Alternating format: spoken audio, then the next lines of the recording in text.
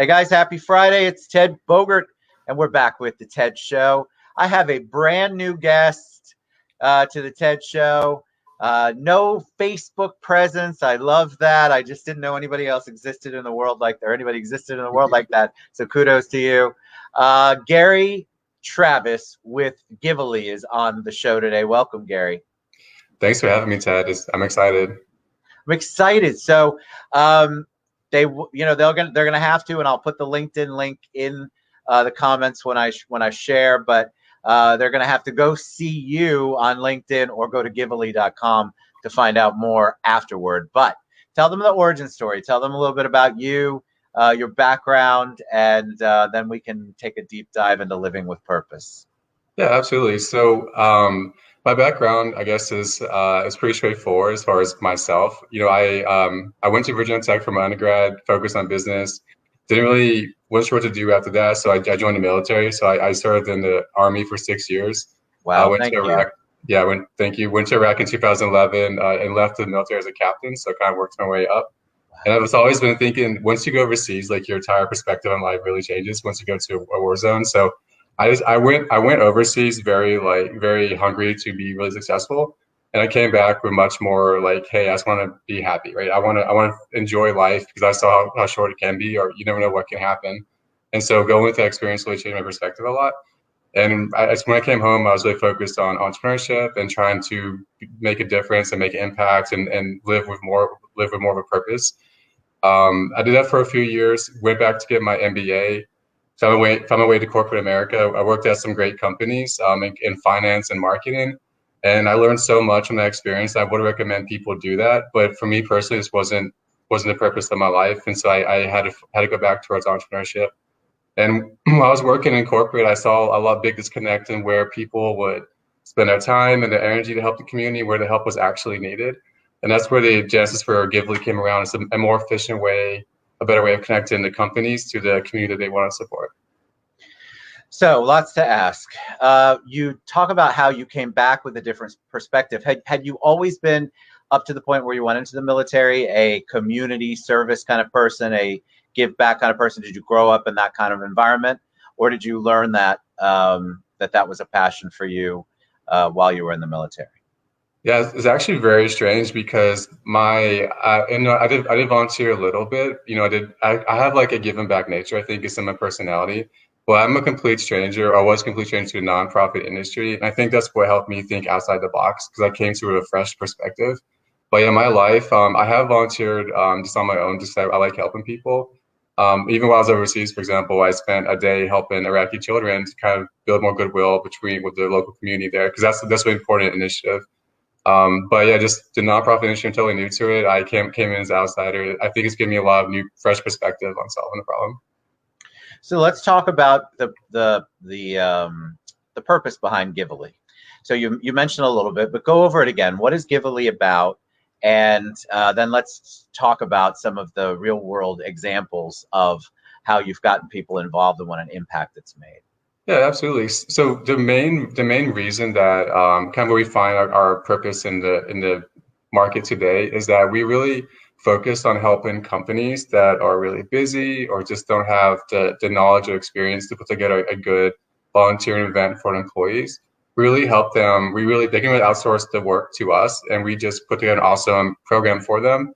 It can be a one-time event or like an ongoing event, but we will align their skills, we align them what the employers are looking for with the actual needs in the community. And so another thing that we're trying to do is we want to get away from like voluntourism where you just kind of show up and hang out and go to happy hour. We try to integrate people or the actual work being done into the actual needs of the organization so that it's more efficient and hopefully results will be better as well.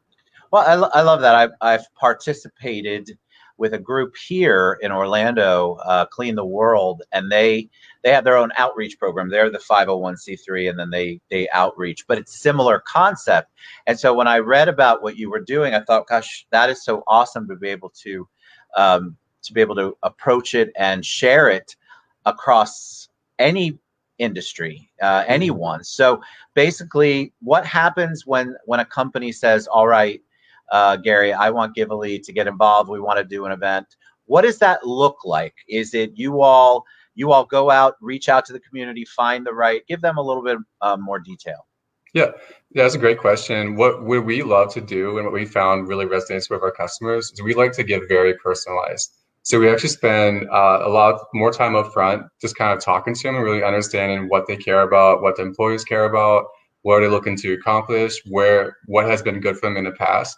And once we really understand like their needs and like what makes them unique and what makes employees tick, then we will actually, as a team, we'll go out there and source and coordinate what we think would be a great match for them.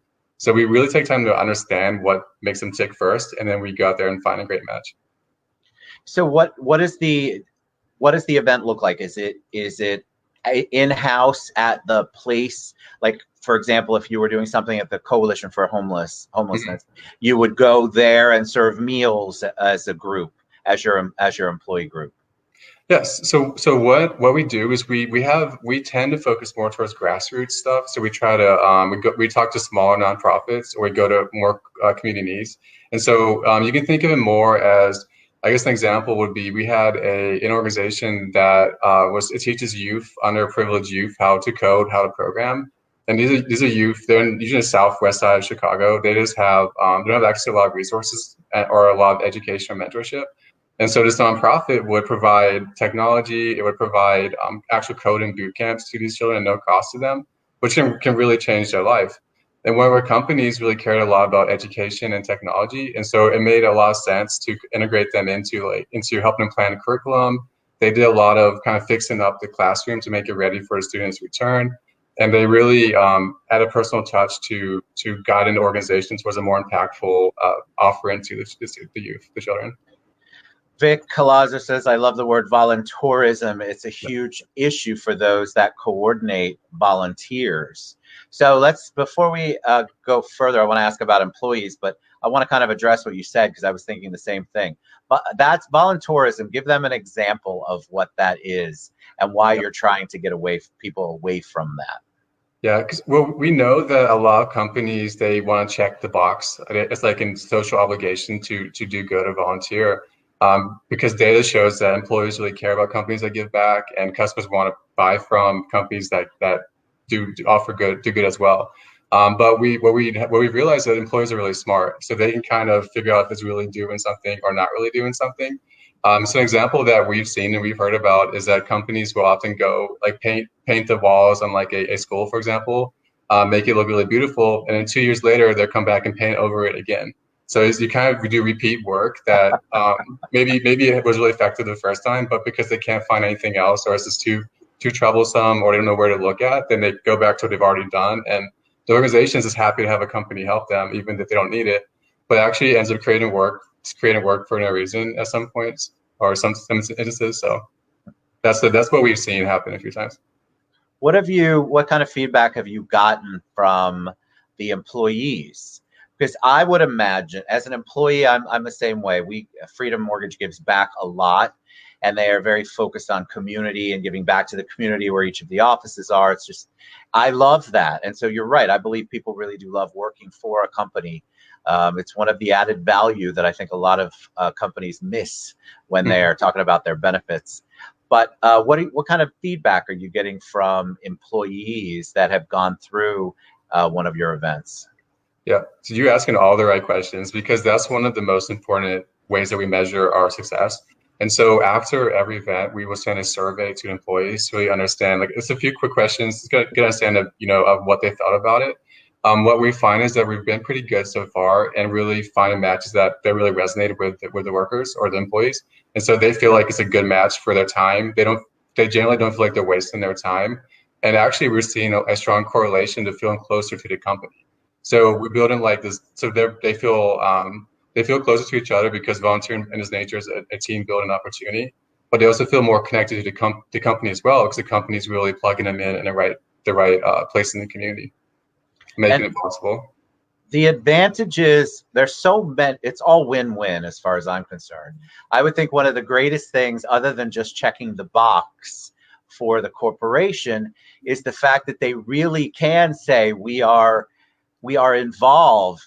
We have gotten our hands dirty, for lack of a better word or term, in our community, and it's almost like it's this publicity for them, this good feel publicity for them that always that circles back. I mean, people do like to do business with companies they perceive to be supportive of their communities and causes and charities and things like that.